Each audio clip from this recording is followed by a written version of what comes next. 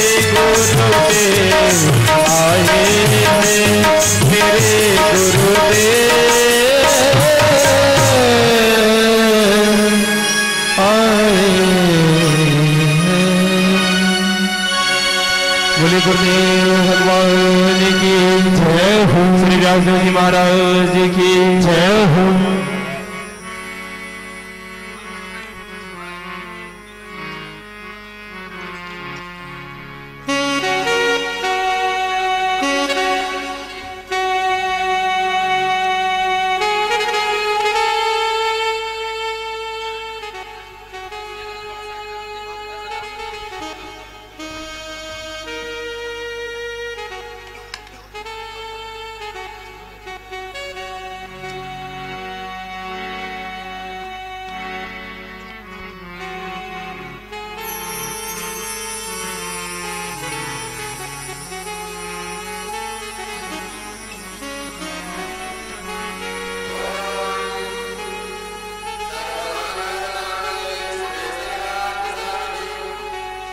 त्र्यंबके गौरी नारायणी नमोस्तुते।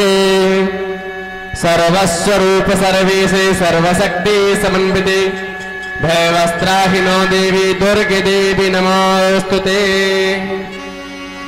वेदोत्तम समप्रभा मृगपते स्कन्धास्थितां भीषिणाम् कन्याभिकरभालखेटविलसाधस्ताभिरा सेवितम् हस्तैश्चक्रगदाशिखेटविशिखा चापं गुणं तर्जनीं बिभ्राणामललात्मिकां शशिधरां दुर्गां त्रिनेत्रां भजे। ओम श्री परम्बा श्री जगदम्बा देव्यै नमः। सर्वोपचारार्थे गंधक्षत पुष्पाणि समर्पयामि, नमस्करोमि, प्रणमामि। सभी लोग माँ भगवती की षष्ठम दिवस की सायंकालीन की आरती प्रारंभ हो रही है। आप सभी लोग अपने स्थान पर खड़े हो जाएं, सुंदर सी माँ भगवती की आरती करेंगे। ओम चंद्रमा मनसो जात सूर्यो अजायत श्रोत्राद्वाश्च प्राणश्च मुखादग्निरजायत इतकुंभविः प्रजननं मे अस्तु दशवीरकुं सर्वगणकुंसस्तये आत्मसनि प्रजासनि पशुसनि लोकसन्नभयसनि अग्निः प्रजां बहुनां मे करोत्पन्नं पयोरेतो अस्मान् सुदत्ता। आज मन में बसा के तेरी मूर्ति उतारूं मां अम्बे तेरी आरती। आज मन में बसा के तेरी मूर्ति उतारूं मां अम्बे तेरी आरती। मन में बसा के तेरी मूर्ति उतारूं मां अम्बे तेरी आरती। आज मन में बसा के तेरी मूर्ति उतारूं मां अम्बे तेरी आरती। शाम भजो सुबह भजो भजो आठों याम, पास रहूं कुछ न कहूं सदा आठों याम। शाम भजो सुबह भजो भजो आठों याम, पास रहूं कुछ न कहूं सदा आठों याम। शाम भजो सुबह भजो भजो आठों याम, पास रहूं कुछ न कहूं सदा आठों याम। शाम भजो सुबह भजो भजो आठों याम, पास रहूं कुछ न कहूं सदा आठों याम। हे भवानी की करो आरती उतारो मां दुर्गे तेरी आरती। आज मन में बसा के तेरी मूर्ति उतारो मां तेरी आरती। आज मन में बसा के तेरी मूर्ति उतारो मां तेरी आरती। आज मन में बसा के तेरी मूर्ति उतारो मां तेरी आरती। करुणा करो कष्ट हरो दान दो अम्बे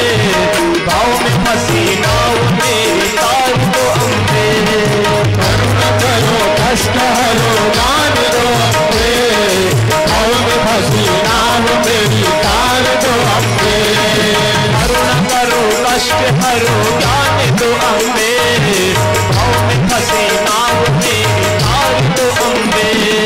करुणा करो कष्ट हरो ज्ञान दो अम्बे, भाव में फंसी नाव मेरी तार दो अम्बे। दर्द की दवा तुम्हारे पास है, दर्द की दवा तुम्हारे पास है, दर्द की दवा तुम्हारे पास है, दर्द की दवा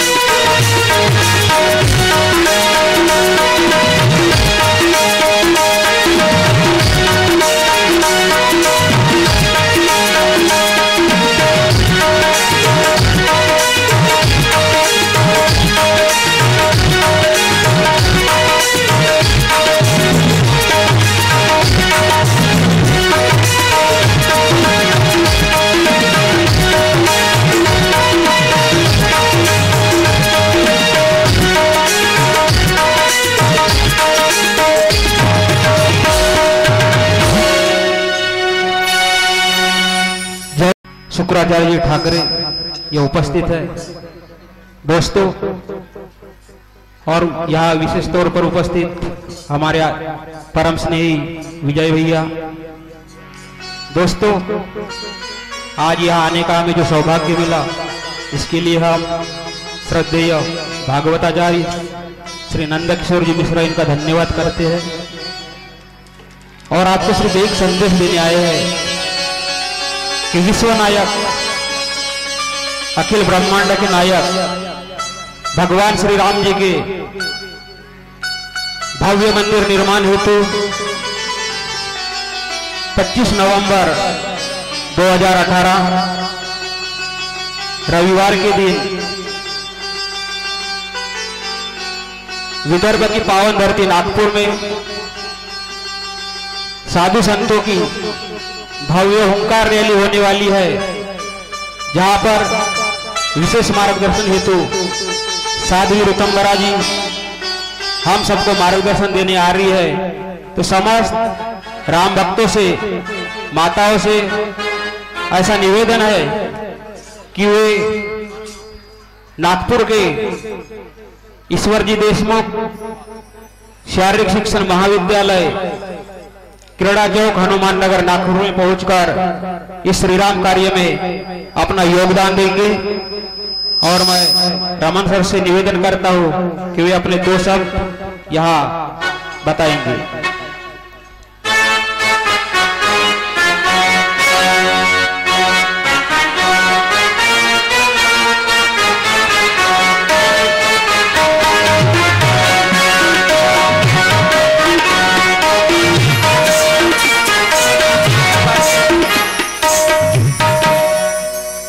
बेड़ीपार के पावन भूमि पर सर्वप्रथम भागवताचार्य श्रद्धेय पंडित नंदकिशोर जी मिश्रा के चरणों में शत शत नमन।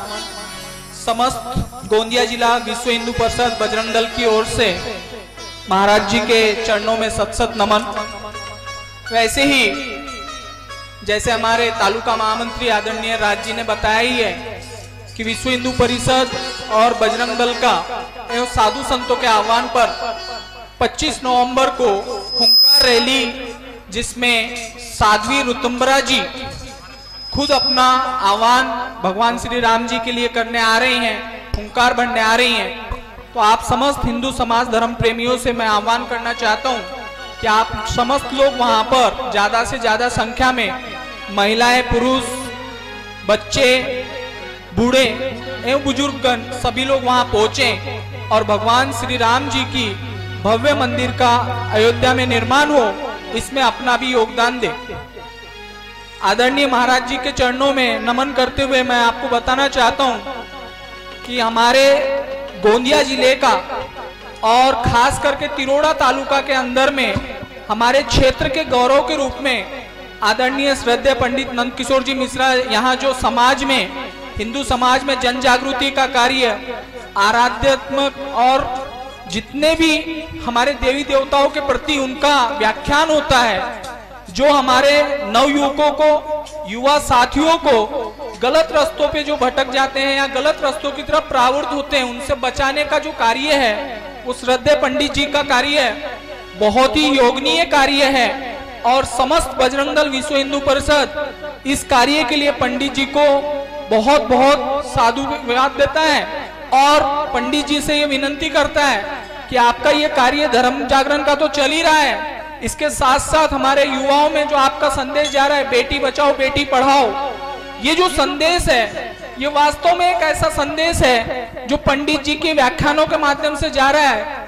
मैं उस राज्य का व्यक्ति हूँ, मैं हरियाणा से आया हूँ, जिस राज्य में आज स्थिति इतनी खराब है कि 1000 के रेशो में 787 लड़कियां हैं। यानी बेटी बचाओ और बेटी पढ़ाओ का क्या महत्व है जो पंडित जी अपने व्याख्यान के माध्यम से देते हैं, उसका अगर सही महत्व जानना है तो हमको हरियाणा जाकर देखना चाहिए। वहां 1000 लोगों के पीछे 213 लड़के कुंवारे रहते हैं। ये वहां की परिस्थिति है और उसके पीछे का मूलभूत कारण ये है कि अज्ञानता के कारणवश हम अपनी बेटियों को कोख में ही जन्म लेने से पहले उनकी जान ले लेते हैं। सिर्फ इस वजह से कि हमारे घर में बेटा जन्म ले। पंडित जी, आप जो ये कार्य कर रहे हैं अनूठा कार्य है, अकल्पनीय कार्य है। समाज में जो आपका ये संदेश जा रहा है कि बेटी एक घर के नहीं बल्कि 2 घर का उजाला है, वो पीहर का भी और अपने आने वाले ससुराल की भी, दोनों घरों की रक्षा करने का काम करता है। इसलिए बेटा हो या बेटी, मगर उससे सबसे ज्यादा धनी व्यक्ति वो जिसके घर में सिर्फ आए बेटी। तो बेटी बचे, बेटी पढ़े, बेटी आगे बढ़े, जिसका जीता जागता उदाहरण हम लोगों को देखने को मिलता। हमारे पास के जिले की superintendent of police Vinita Sahu ji हैं, हमारे जिलाधिकारी जो हैं गोंदिया जिले के, वो भी एक बेटी है। तो क्यों ना हम हमारी बेटियों को इतना पढ़ाएं कि हमको भी वो सौभाग्य मिले कि हमारे गांव की बेटी कहीं जिलाधिकारी, कहीं IAS ऑफिसर हो। इतना कहकर आपसे अनुमति लेता हूं। जय हिंद, जय श्री राम। धन्यवाद रमन सर। इसके पश्चात आमंत्रित करता हूँ विजय भैया को, वे अपने 2 शब्द यहाँ बताएंगे।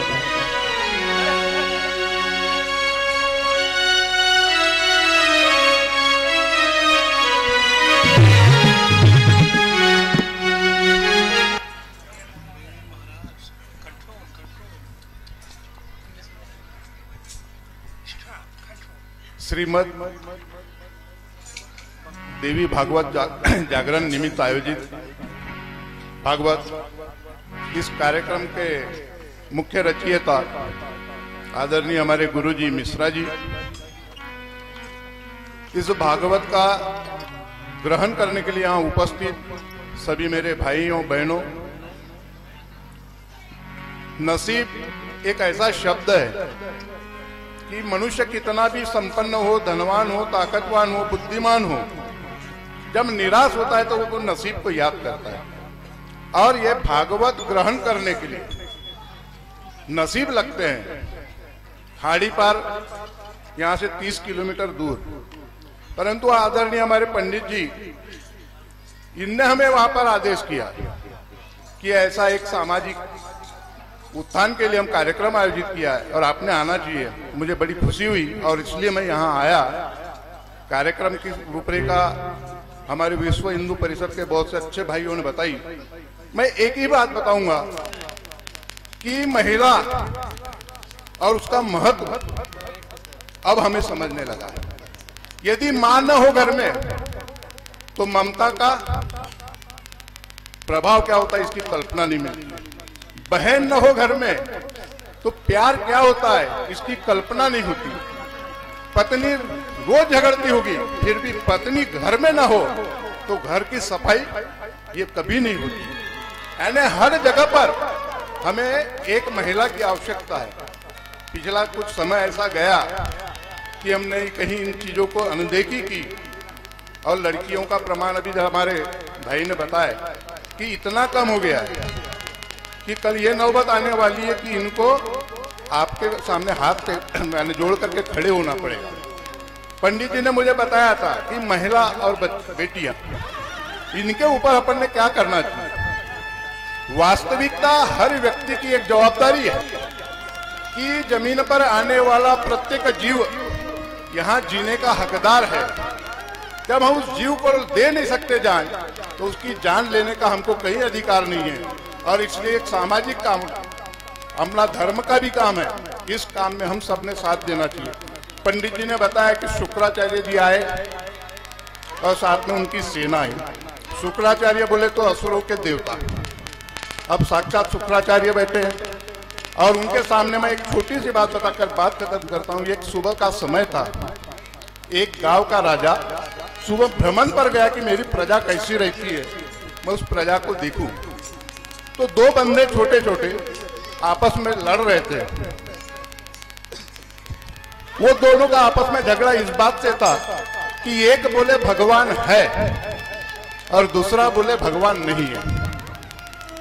अब ये दोनों का जब झगड़ा चल रहा था तो वहां से राजा अपने सादे ड्रेस में जा रहे थे। उन्होंने जाकर के पूछा, बेटा क्यों आपस में लड़ रहे हो?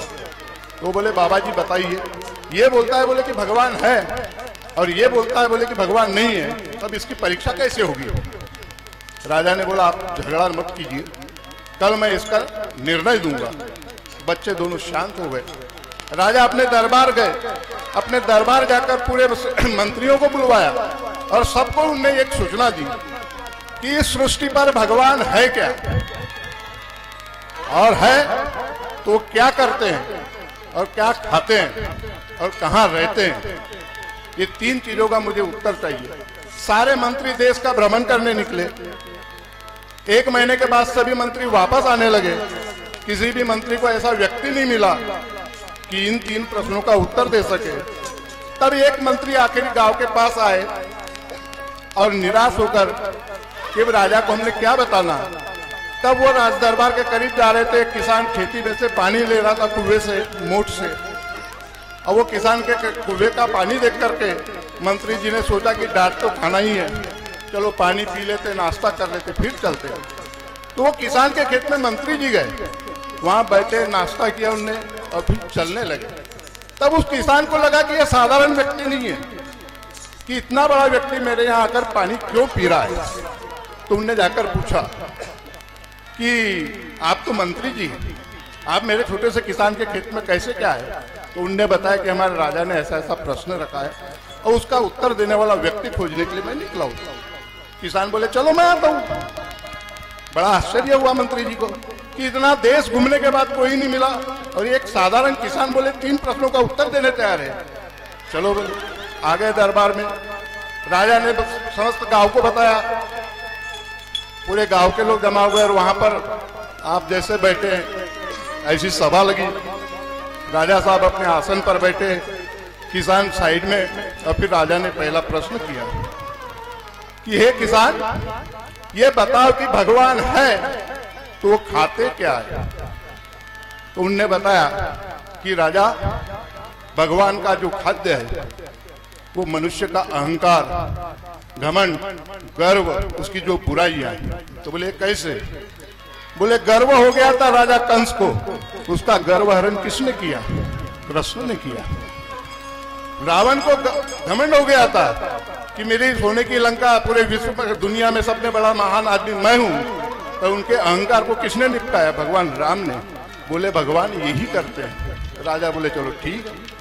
अब बोले दूसरा बताइए कि भगवान करते क्या है। तो उसने बताया राजा जी मैं इसका उत्तर यहां से नहीं दूंगा। मैं बोले आपको तो उत्तर देना ही पड़ेगा। तो बोले कैसा। तो आप मेरे पास आइए। राजा सिंहासन से उतरे, किसान के पास गए, किसान वहां से उठे और सिंहासन पे बैठ गया। अब राजा जी ने पूछा कि बताओ क्या करते हैं। यही तो करते हैं बोले, पल भर में राजा को रंग बना दे और रंग को राजा बना दे, यही करते बोले। भगवान की, किसान की बात सुनकर राजा बड़े खुश हुए। उसके बाद तीसरा प्रश्न पूछा कि अब ये बताइए कि भगवान रहते कहाँ हैं। फिर किसान ने वही बात की कि आप देख नहीं सकते। नहीं बोले आपको तो दिखाना पड़ेगा। बोले उसके लिए तीसरी आंख लगती है। तो बोले मूर्ख, 3 आंख तो सिर्फ भगवान शंकर को ही थी। नहीं बोले यहाँ बैठे हुए तमाम लोगों को 3 आंखें हैं। आप अपने आप में वो तीसरी आंख को जागरूक कीजिए। जब अपनी शक्ति जागरूक करेंगे तब आपकी तीसरी आंख खुलेगी और तब आप देखेंगे कि प्रत्येक व्यक्ति के दिल में ही भगवान बसेरा करते हैं। भगवान का और कहीं स्थान नहीं, हर व्यक्ति के दिल में बैठते हैं। तात्पर्य यही है कि जैसी आपकी श्रद्धा होगी वैसी प्रसाद मिलेगी।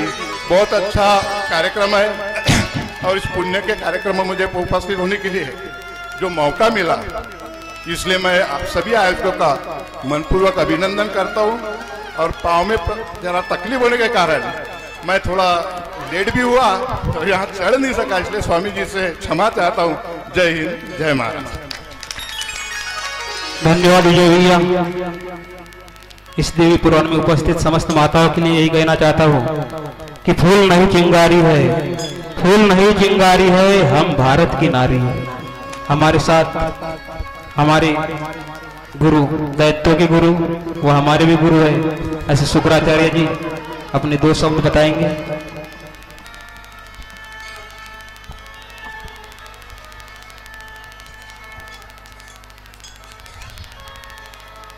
आज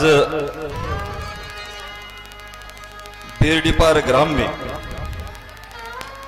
देवी भागवत का कार्यक्रम श्रद्धेय नंदकिशोर जी मिश्रा, इनके मुखारबिंद से आप आज का दिन छठवां गुरु जी कह रहे थे आज का दिन छठवां है। 6 दिन से आप उनके वाणी को सुन रहे हैं।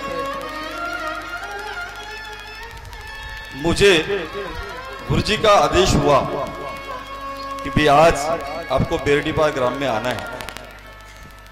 सत्य गुरु जी के बातों को मैं टाल नहीं सकते था, इसलिए इस पावन धरा पर मुझे गुरु जी के चरणों में आना पड़ा। सबसे पहली बात तो मेरा परिचय श्रद्धेय गुरु जी ने जो दे दिया, मेरा नाम शुक्राचार्य ठाकरे और दैत्य के गुरु अगर किसी ने बनाया होगा तो मेरे श्रद्धेय सम्माननीय नंदकिशोर जी ने मुझे बनाया। और अभी विजू भाव ने भी मेरा परिचय संक्षिप्त दे दिया। मुझे कभी कभी इन संतों के वाणी पर गर्व लगता है कि मेरे माँ बाप ने क्या सोचकर मेरा नाम ऐसा बनाया, मैं तो नहीं जानता, क्योंकि मैं इतने अध्यात्म में घुला मिला नहीं हूं। दूसरी एक बात और कहना चाहूंगा कि श्रद्धेय नंदकिशोर जी शायद विदर्भ में भागवताचार्य और कोई है तो नहीं, मेरे ख्याल से मैंने तो नहीं सुना है। हमारे यहां से एक छोटे से गांव से सारे लगभग भारत में अपना छवि फैलाते हुए हमारे नंदकिशोर जी जा रहे, इससे बढ़कर बात इतनी गर्व की बात और किसी क्षेत्र को नहीं होना चाहिए। इतना गर्व मुझे लगता है, ये मेरे लिए गर्व की बात है। दूसरा एक और बोल देता हूं, छोटा सा बोलना तो नहीं चाहिए, लेकिन मैं एक इनका गुरु भाई हूं। मैं निखिलेश्वरानंद स्वामी जोधपुर से मेरे गुरु हैं। जिस गुरु का मैं शिष्य हूं, उसी गुरु जी के शिष्य श्रद्धेय स्वामी जी भी है। यह भी मेरे लिए बहुत बड़ी गर्व की बात है। जब मैं बड़े बड़े मंचों पर जहां 4-4, 3-3 लाख पब्लिक होती है, गुरुदेव के सामने मैं खड़ा होता हूं, तो मैं बड़े अपने कॉलर टाइट कर कर श्रद्धेय जी का नाम लेता हूं, तो गुरु जी भी बहुत खुश होते हैं कि भाई तुम्हारे क्षेत्र से हमारे नंदकिशोर जी भागवताचार्य। विभिन्न विषयों पर चर्चा हो चुकी है, महिला, बेटी, लेकिन गुरु जी आपके भागवत में एक विशेष रूप से मुझे मेरे दिमाग में एक संकल्पना अभी आई। हमारी जो युवा पीढ़ी है, बेटी बचाओ बेटी अभियान ये तो चलता रहेगा और चलेगा ही। इसके पीछे सारा संसार, सारा साधु समाज, संत समाज चल रहा है। लेकिन हमारी आज की युवा पीढ़ी यानी हमारे युवक कहीं तो भी रास्ते से भटक रहे हैं। इसके लिए हमारे साधु समाज ने, संत समाज ने बहुत बड़े पैमाने पर नशा मुक्ति इस टाइप के कार्यक्रम लेते रहते हैं। ऐसे कई केंद्र भी खोल चुके। अभी रमन सर ने बताया कि बेटियों के एवरेज में बेटों का क्या कद और क्या परिस्थितियां है। इसके पीछे रीजन भी ऐसा है गुरुजी कि आप भागवत में सारे भारतवर्ष में चलते रहते, तो कहीं तो भी युवाओं के लिए एक संकल्पना तैयार करें और युवाओं को भी बचाने का कार्य करें, उनको सरल और सीधे मार्ग पर कैसे चल सके, आपका अमृतपान कैसा कर सके और इससे अपना समाज संस्कारित कैसा हो सके, बेटी संस्कारित कैसी हो सके। व्हाट्सएप फेसबुक ने हमको बहुत ज्यादा बिगाड़ के रखा है, तो इससे कैसे मुक्ति मिल सकती है, इस पर भी आप प्रबोधन किया करें। एक छोटी सी बात रमन सर ने हमारे सामने बताया, हुंकार रैली श्री राम मंदिर से जुड़ा हुआ मुद्दा हमारे सारे भारत में ही नहीं विश्व में भी चल रहा है। एक छोटी सी बात मैं कहूंगा, मेरे गांव का छोटा सा एक गरीब किसान, गरीब मजदूर, झोपड़ी में रहने वाला व्यक्ति रात के समय आर्थिक परिस्थिति से जूझता हुआ कैसा तो भी अपने परिवार का जीवन यापन करते रहता है। ऐसे परिस्थिति में कभी किसी नेता के घर जाता है या गांव में किसी बड़े घर में जाता है, जिन दिन की दिनचर्या ऐसी बनती है कि सुबह 6 बजे निकलना, शाम को 6 बजे आना, कुछ समय ऐसा मिलता है मैं ज्यादा वक्तव्य नहीं करूंगा, लेकिन संक्षिप्त में बात रखना चाहूंगा। उस मजदूर को भी ऐसा लगता है कि भी मेरे भी घर में खाने के लिए खुशहाल परिस्थिति हो, महीने भर का राशन पानी हो, रात में सोने के लिए एक बेड हो। ऐसे परिस्थिति में दूसरे दिन उसका बच्चा बोलता है कि पापा हम हर दिन नीचे सोते हैं, क्या एक दिन ऐसा हमारा नहीं आएगा कि हमारे लिए कोई खटिया नहीं बनेगी? उसने कहा बेटा जरूर बनेगी, गुरुजी का आशीर्वाद रहेगा। भगवान पर उनकी बहुत बड़ी आस्था थी, भगवान श्री राम को मानने वाले लोग थे। दूसरे दिन गांव के बड़ई के पास गया, एक काश्तकार को रिक्वेस्ट करी कि भई ये तेरे घर का मैं पेड़ ले जाता हूं। उसने पेड़ लेके गया, उसको चिरवाया, 4 गाते बनवाया, ठावे बनवाया, रस्सी से उसकी गथाई करी और 2 खटिया अपने घर में बनवाई, जिस पर एक खटिया पर बेटी और मां सो गई, एक खटिया पर बेटा और बाप सो गया। परिस्थिति आधी रात में प्रॉब्लम आ गया, 8-15 दिन तो चलते रहा, बड़ा आनंद आया, खाना खा के सो।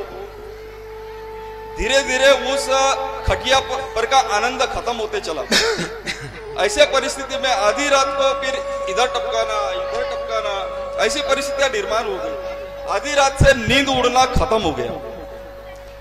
आधी रात को सारा परिवार जगा कि भाई हम लोग तो नीचे सोते थे तो अच्छा सोते थे, लेकिन अभी खटिया पर क्या प्रॉब्लम आ गया। जब खटिया खोल के देखते तो उसमें वो ढेकुल था, जो आधी रात को उठ के कुट इनके बदन को काटा करते था।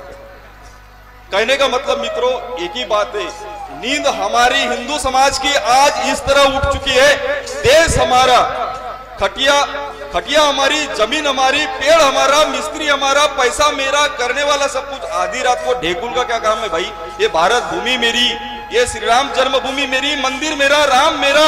फिर ये आए हुए कुछ लोग कुछ परिस्थिति के लिए हमको आधी रात को डंक मारते, इनकी क्या जरूरत है? इसलिए आज हिंदू समाज को जगने की जरूरत है और हिंदू समाज की एकता कायम रहे और हिंदू समाज 25 तारीख को आकर अपना डंका पीटे और रोड पर आए और हमारी सरकार को नहीं, पूरे साधु संत समाज को दिखा दे कि हिंदू की एकता क्या होती है।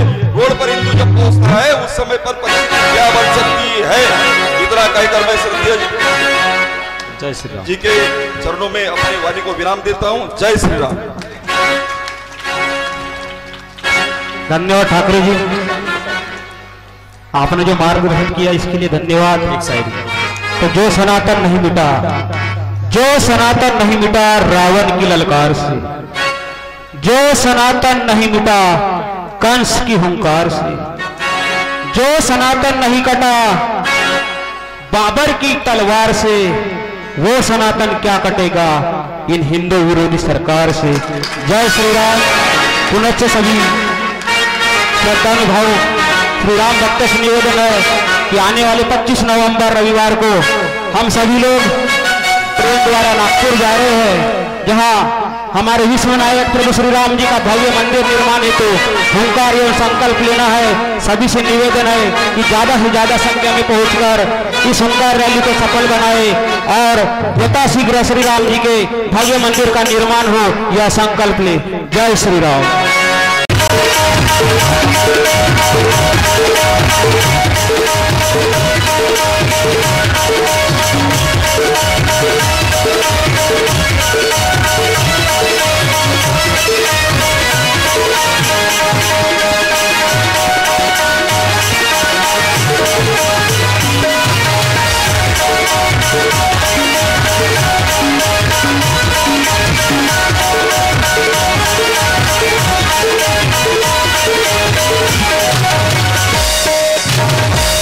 बोली जगत जननी मैया की जयकारा शेरा वाली दा बोल सच्चे दरबार की।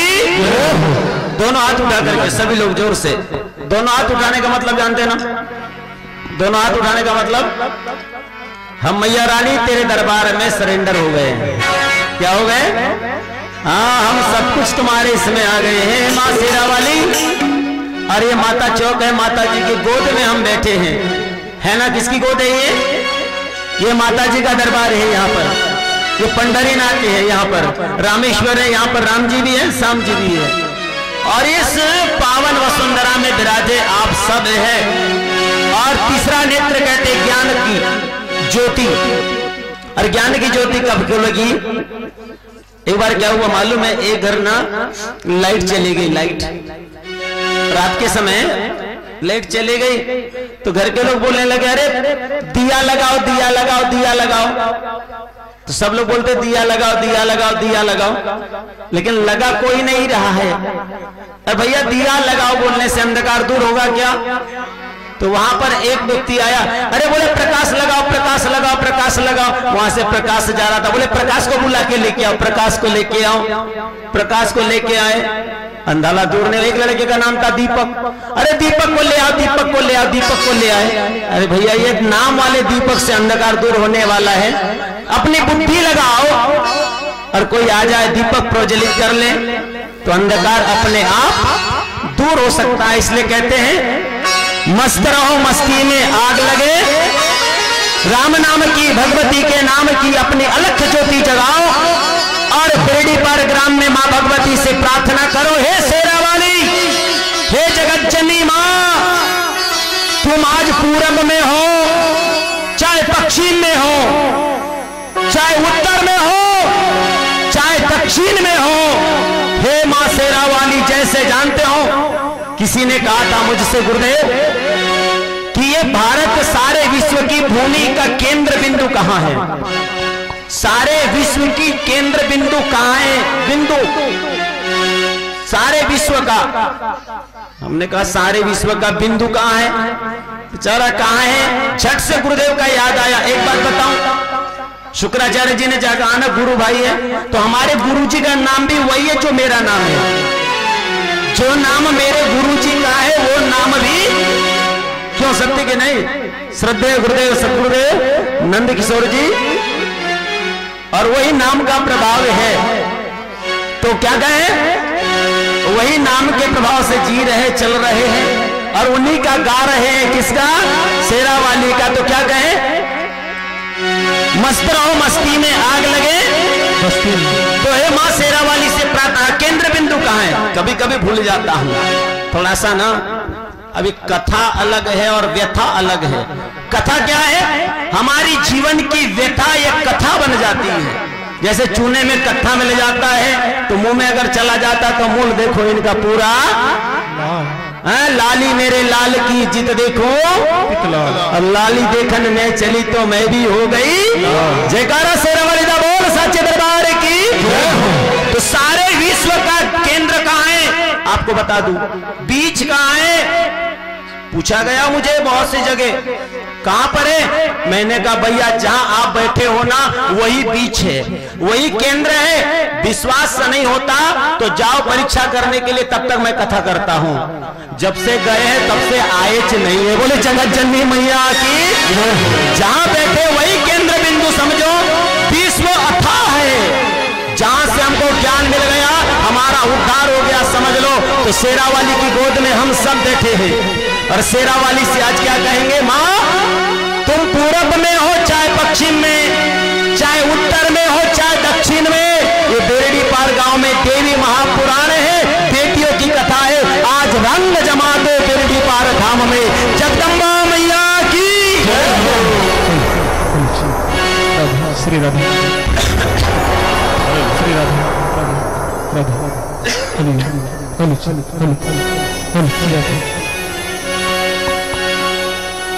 देवी विराज राजेश्वरी त्रिपुर सुंदरी मां, पुष्पशमनि अर्पण करो स्वीकारो सौगात। उत्तर दक्षिण पूरब पश्चिम जहां भी हो महारानी, हर उत्तर दक्षिण पूरब पश्चिम जहां भी हो महारानी। आज माँ तेरा जगराता है, आओ आके भवानी माँ। आज माँ तेरा जगराता है, आओ आके भवानी माँ। आज माँ तेरा जगराता है, आओ आके भवानी माँ। आज माँ तेरा जगराता है, आओ आके भवानी माँ। उत्तर दक्षिण पूरब पश्चिम जहां भी हो महारानी,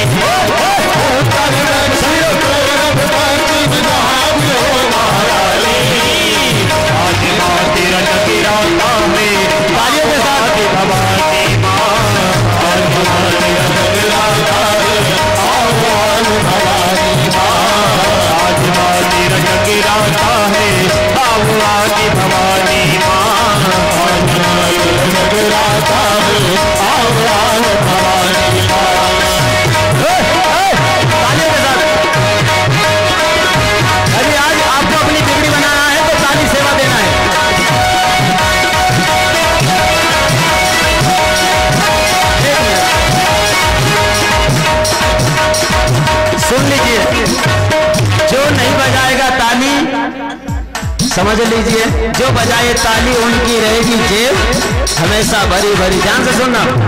एक बार पूछा गया हमसे, जब मैं पुराण करने लेंडे झेरी गया, वहां पूछा गया गुरुदेव हम मकान बना रहे हैं, हमको दिशा बताओ, दिशा कौन सी है, पूरब अच्छी है या पश्चिम अच्छी है या उत्तर अच्छी है या दक्षिण अच्छी, कौन सी दिशा अच्छी होती है, पूछा गया मुझसे। बड़ा विडम्बना, कभी पुराण करने जाओ तो दूसरे दूसरे गांव में सोचते कि गुरुदेव पुराण कैसे जगह होना चाहिए, कैसा स्थान होना चाहिए, तो बड़ी समस्या। बहुत सारे लोग आए कि गुरुदेव दिशा कौन सी अच्छी, पूरब अच्छी है या पश्चिम अच्छी, उत्तर अच्छी है या दक्षिण अच्छी। कोई कहता पूरब अच्छी है, पूरब मुखी अच्छी है, कोई कहता उत्तर मुखी अच्छी है, कोई कहता दक्षिण मुखी अच्छी है, कोई कहता पश्चिम मुखी अच्छी है। हमने कहा ना पूरब अच्छी है ना पश्चिम अच्छी है, ना पूरब अच्छी है ना पश्चिम अच्छी है, ना उत्तर अच्छी है ना दक्षिण अच्छी है, फिर अच्छी कौन है? अरे भैया दिशा के पीछे मत जाओ, दिशा सब अच्छी है, दिशा सब अच्छी है। जिसकी दशा ही खराब है उसके लिए दिशा कुछ नहीं कर सकती, जिसकी दशा ही खराब है उसके लिए दिशा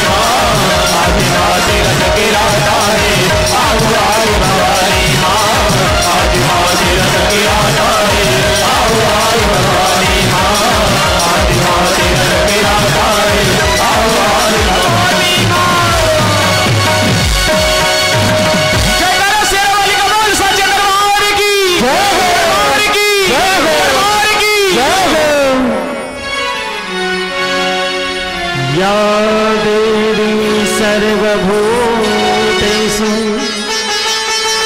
शक्तिरूपेण संस्थिता नमस्तस्यै नमस्तस्यै नमस्तस्यै नमो नमः। सर्वस्वरूपे सर्वेशे सर्वशक्ति समन्विते भयोभ्योस्त्रायी नो देवी दुर्गे देवी नमोऽस्तुते।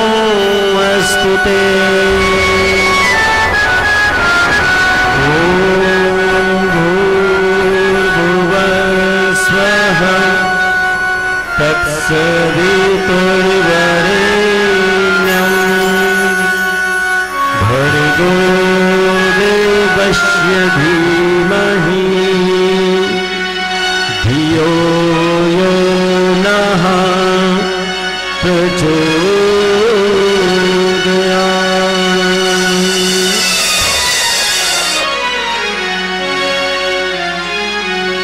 श्री सदगुरुदेव के चरणों में कोटि कोटि वंदन, माता पिता के चरणों में वंदन, ग्राम के समस्त देवी देवताओं को व्यासपीठ से वंदन। और हमेशा कह रहा हूं, कहता हूं और आगे भी कहूंगा कि बेरड़ी पार की यह माटी चंदन है, इसलिए इस माटी को वंदन है।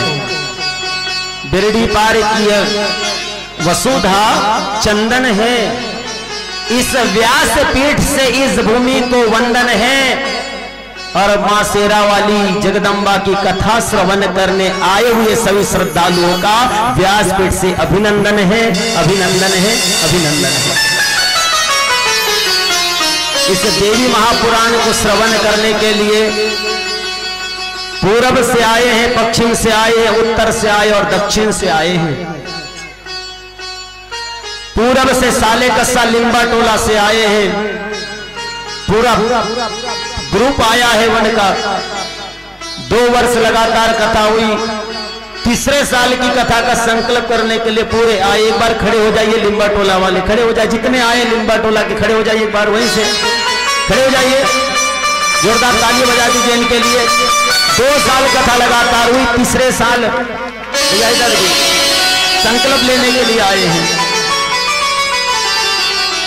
और भापेवाड़ा से भी जिनके यहाँ पर हमारी कथा हुई है, श्री भैयालाल जी पटले, पूर्व विधायक, उनके बड़े पुत्र और उनके नाती, वो भी यहाँ पर आए हैं। एक बार जोरदार तालियां इनके लिए भी कि सपत्नीक आए, इनके यहाँ पर हमारी एक कथा हो चुकी। और उत्तर और दक्षिण से भी आप लोग आए, एक बार अपने लिए ताली बजा लीजिए। और माता रानी के दरबार में हम मैया की कथा सुन रहे हैं। वास्तव में आदि शक्ति की माता को हम जाने, नारी घर की लक्ष्मी। यदि नारी यदि घर में नहीं है तो घर वास्तव में सूना लगता है। और नारी बिन संसार में शोभा न पावे, नारी बिना स्थान बड़ा सोना सोना लागे हैं। क्योंकि कहते हैं ना, 2 हाथ वाली माँ को हमने जान लिया, पहले जन्म देने वाली माँ, माँ भी एक नारी है। और उस माँ के द्वारा हमारा प्रादुर्भाव हुआ है। यदि माँ नहीं होती तो हम कहां होते। माँ ने मर्दों को बनाई, क्या निराली शान है। माँ ने मर्दों को बनाई, क्या निराली शान है। जो कदर माँ की न जाने वो बड़ा शैतान है। माँ ने मर्दों को बनाई, क्या निराली शान है। जो कदर माँ की न जाने वो बड़ा शैतान है। इस दुनिया में माँ से बड़ा कोई नहीं, सैकड़ों आई मुसीबत पर माँ, सैकड़ों आई मुसीबत, माँ मगर रोई नहीं, माँ मगर रोई नहीं। और आदि शक्ति माँ की चित्र छाया में अनुपम कथा को हम श्रवण कर रहे हैं। हम क्या है, एक माटी के पुतले हैं। यह पंच महाभूतों का भौतिक शरीर बना हुआ है। जैसे एक मिट्टी है, हर साल नवरात्रि आती है, नवरात्रा में हम मां भगवती की स्थापना करते हैं। एक कलाकार, एक मूर्तिकार एक आकार बनाकर के माटी का एक चित्र बना देता है, बना देता है ना। ध्यान से सुनना मेरी माताओं, जितने साल की उम्र हुई हो उतने साल का नवरात्र की देवी के वर्णन करो, देवी के रूप को, स्वरूप को निहारो, मां भगवती के रूप को निहारो। जैसी कलाकार ने जैसे आकृति दी, जैसा रूप बनाया, और रूप बना करके हमने पूजन अर्चन किया, और पूजन अर्चन करने के बाद हमने उस दृश्य को देखा। लेकिन हुई क्या घटना जानते हो? एक कलाकार ने एक भगवती, एक मूर्ति बनाई, एक कलाकार ने एक मूर्ति बनाई और मूर्ति बना करके दे दिया। और वो कलाकार क्या कहने लगा? कहने लगा देखो देखो, मेरे हाथ की बनाई हुई मूर्ति की लोग पूजा करते हैं। वो कलाकार क्या कह रहा है? मेरे द्वारा बनाई गई मूर्ति की लोग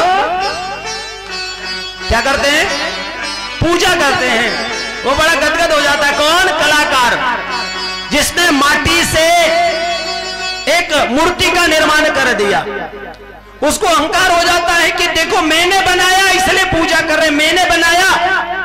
लेकिन 10 दिन पूजा करते हो, 9 दिन 10 दिन पूजा करते हो, 10 दिन बाद बनाई हुई वो प्रतिमा क्या हो जाती है? 10 दिन बाद विसर्जन हो जाती है। विसर्जन हो जाने के बाद जैसे थी वैसे ही हो जाती। लेकिन 10 दिन की शक्ति नहीं, वो 9 दिन की शक्ति में जो भक्ति तुमको मिली है, कलाकार ने तो बना दिया। ध्यान से सुनना, जो शक्ति अलख मां भगवती की नवरात्र की है, जो शक्ति को जागृत अवस्था में सजल नेत्रों से आपने पा लिया, ग्रहण कर लिया, वो आपकी जागृत अवस्था है।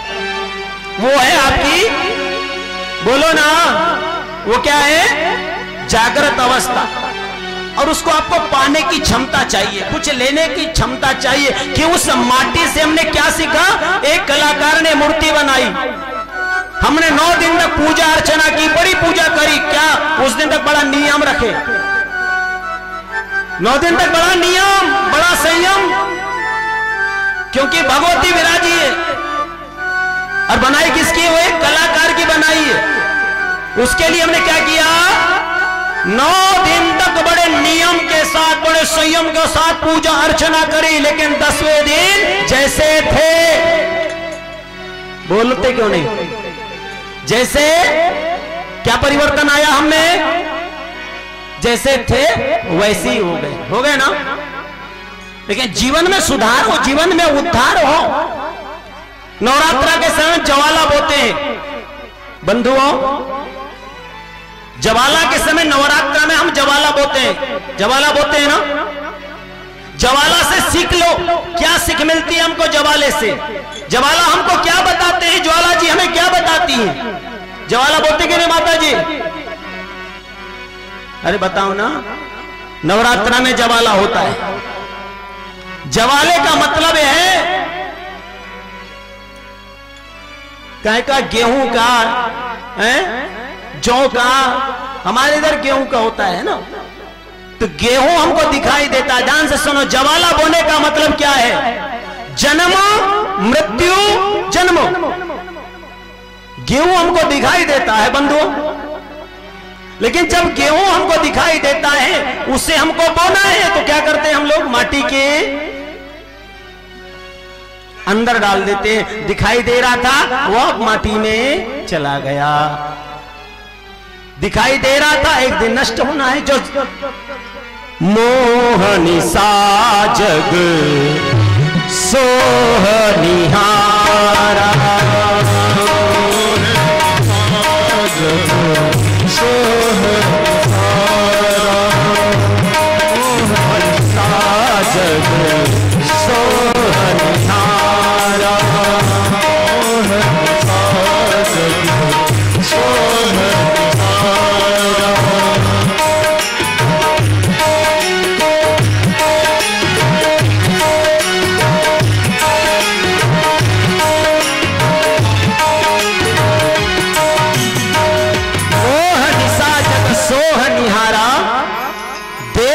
स्वप्न अनेकों प्रकार।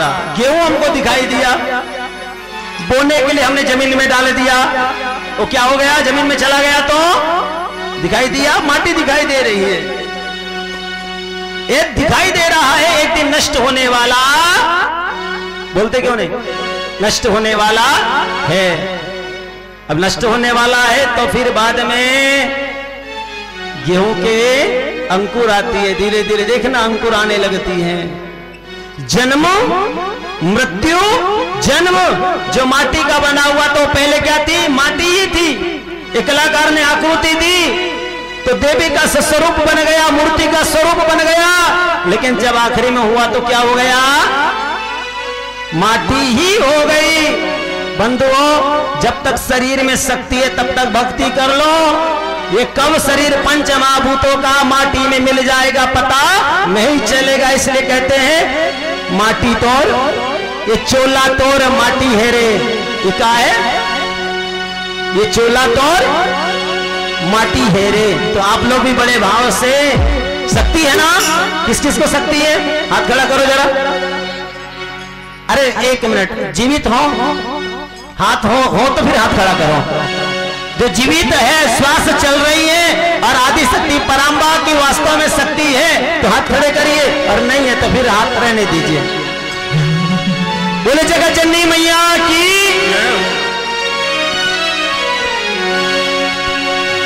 बोले जगत जननी मातेश्वरी की जय हो।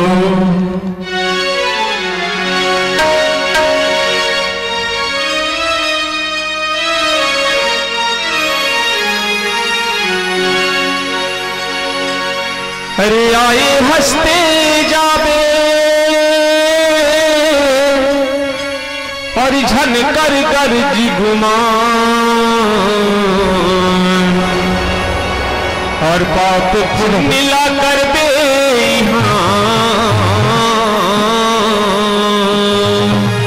ऊपर देखत है भगवान। छत्तीसगढ़ी अंचल के इस प्रकार गाते हैं, पाप पुण्य दो नाम के शब्दों से श्री गोस्वामी तुलसीदास जी के रचिता रामचरितमानस से कुछ चीज याद आई। तुलसीदास जी ने बताया है, पाप पुण्य दो बीज हैं, क्या बात है, तुलसी कबीरा खेत है, तुलसी कबीरा खेत है, मन वचन कर्म किसान, हर पाप पुण्य दो बीज हैं, बोले चतुर सुजान। पाप पुण्य नाम के दो बीज हैं, इस मृत्युलोक में जो जैसा बीज बोएगा उसे उसके उस प्रकार से फल की प्राप्ति होगी। छत्तीसगढ़ी में क्या कहते हैं, अरे आए हंसते जावे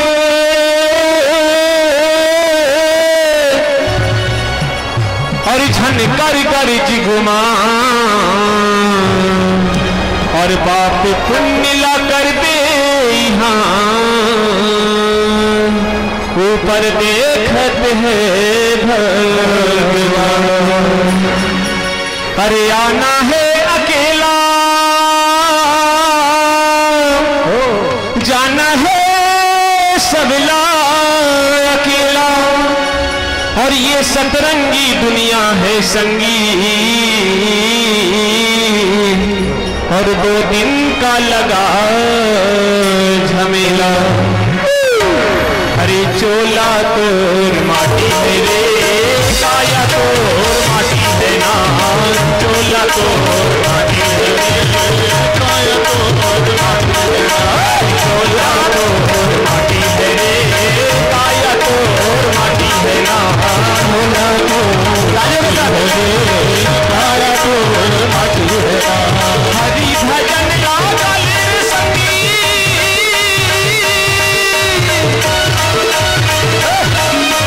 हरि भजन लागा ले संगी, तेरे 2 दिन की जिंदगानी है रे।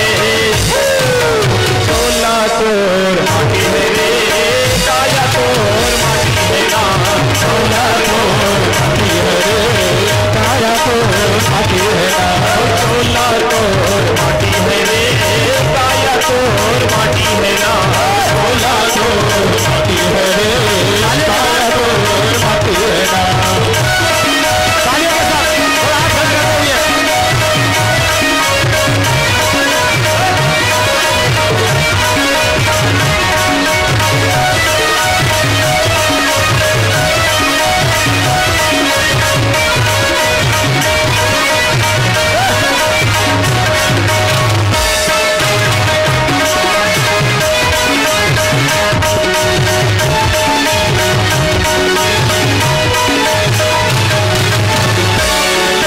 यही माटी माँ जन्म ले हस, यही माटी माँ मरबे, यही माटी माँ मरबे, यही माटी माँ मरबे, यही माटी माँ जन्म ले हस, यही माटी माँ मरबे, यही माटी माँ मरबे, यही माटी माँ मरबेगा भैया, यही माटी माँ मरबे, ओ यही माटी माँ मरबेगा भैया, यही माटी माँ मरबे। दादा दाई तेरे कुटुंब कबीरा,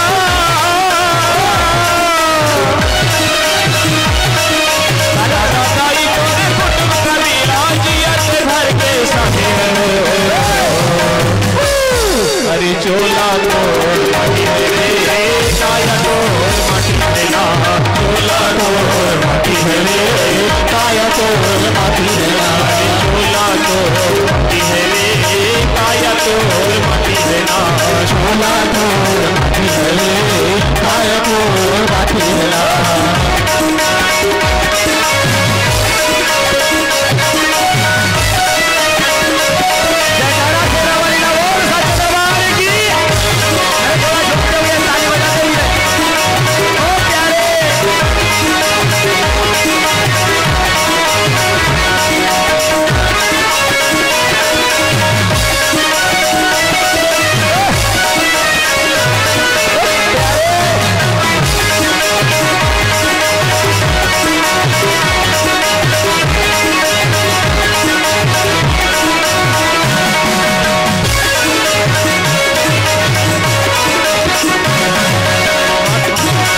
माटी के हो हीरे होना बिछोना, माटी के हो ही सिराना, माटी के हो ही सिराना, माटी के हो ही सिराना, माटी के हो हीरे होना बिछोना, माटी के हो ही सिराना, माटी के हो ही सिराना, माटी के हो ही सिराना का भैया, माटी के हो ही सिराना, ओ माटी के हो ही सिराना का भैया, माटी के हो ही सिराना।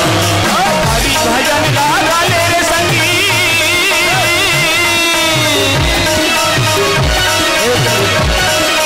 हरि भजन लागा ले रे संगी, तोरे 2 दिन के जिंदगानी है रे। 1 मिनट, ताली वो नहीं बजाते जिनके मन में गम होता है। आप लोगों को गम है क्या? गम किसको होना चाहिए? किसको होना चाहिए? जिसके बेटे मधु और कैटअप जैसे हो, क्योंकि अब तो खैर नहीं है, क्योंकि आज जगत जननी देवी का प्रादुर्भाव होने वाला है। और मैंने कहा था पूरब और पश्चिम से, तो कवलीवाला से भी आए और अर्जुनी से भी आए, 4 दिशा आज तो कंप्लीट हो ही गई है। तो ताली वो नहीं बजाते जिनके मन में गम होता है, और ताली वही बजाते जिनके हाथों में दम होता है। चोला तोर माटी है रे, काया तोर माटी है ना, चोला तोर माटी है रे, काया तोर माटी है झोला तो माटी है रे काया तो माटी है ना काया तो माटी है काया तो माटी है ना हरि भजन लागा ले संगी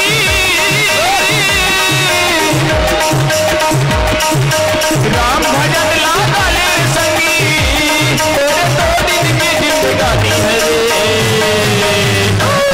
अरे झोला तो माटी है रे काया तो माटी है ना झोला तो माटी है रे काया तो माटी है ना झोला तो माटी है रे काया तो माटी है ना झोला तो माटी है रे काया तो माटी है झोला तो माटी है रे काया तो माटी है ना झोला तो माटी है रे काया तो माटी है ना काया तो माटी है ना काया तो माटी है ना काया तो माटी है ना काया तो माटी है ना काया तो माटी है ना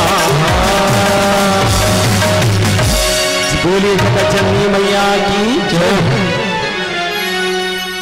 राधे।